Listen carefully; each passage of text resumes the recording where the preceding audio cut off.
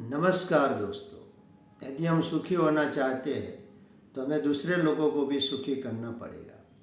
जब हम दूसरे लोगों के जीवन में खुशी और प्यार का संचार करते हैं तो उसका सकारात्मक प्रभाव हमारे अपने जीवन पर भी पड़ता है।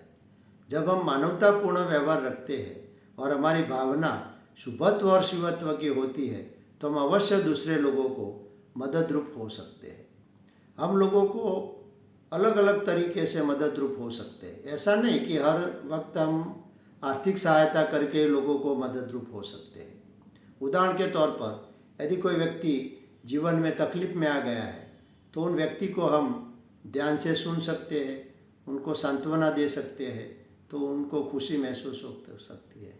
कोई व्यक्ति जीवन से इतना निराश हो गया है कि जीवन में आगे बढ़ने का उसका कोई इरादा ही नहीं है, और ऐसे व्यक्ति को हम ढाढ़स बंधा सकते हैं और कह सकते हैं कि आप चिंता मत कीजिए, आपके जीवन में भी खुशियाँ लौट आएगी, आप भी जीवन में सुखी हो सकते हैं।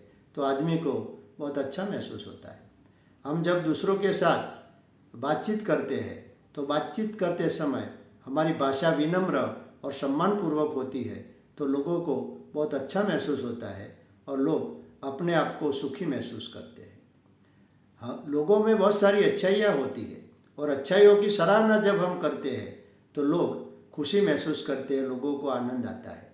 साथ साथ कोई व्यक्ति इतना डर गया है जीवन में और हिम्मत से आगे बढ़ नहीं पा रहा, उसको हम ऐसा कहते हैं कि आप चिंता मत कीजिए, आप हिम्मत से आगे बढ़ेंगे तो जीवन में आपने जो गोल्स रखे हैं वो गोल्स आप अचीव कर सकेंगे।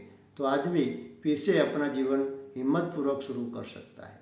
ये छोटी छोटी लगने वाली बातें बहुत बड़ी बड़ी बातें हैं, क्योंकि ये छोटी छोटी बातें लोगों को बहुत मदद रूप होती है, लोगों को आगे बढ़ने का हौसला देती है।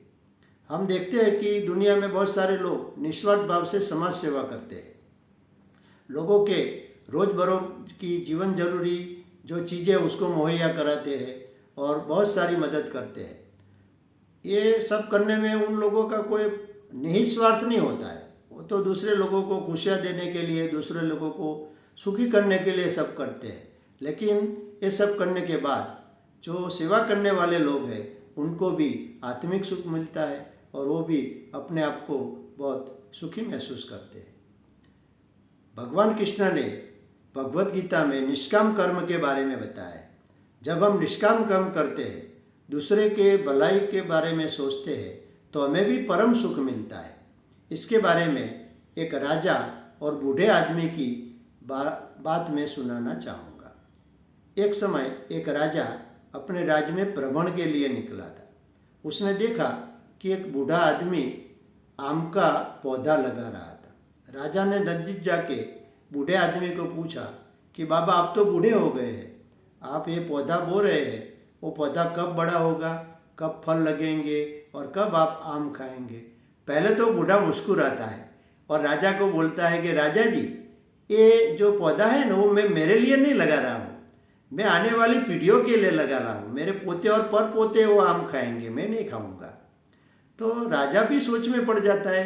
राजा को वो बूढ़े आदमी के प्रति सम्मान बढ़ जाता है।